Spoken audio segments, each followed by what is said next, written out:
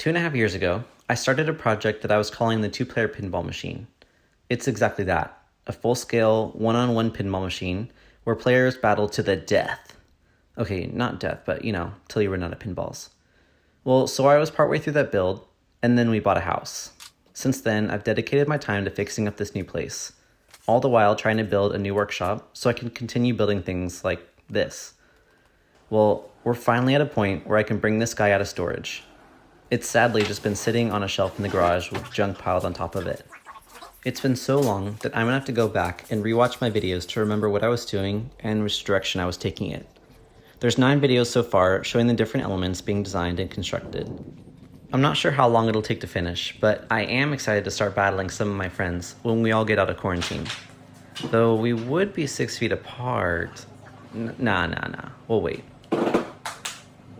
This thing is gonna be so cool when it's done. Let's get back to work.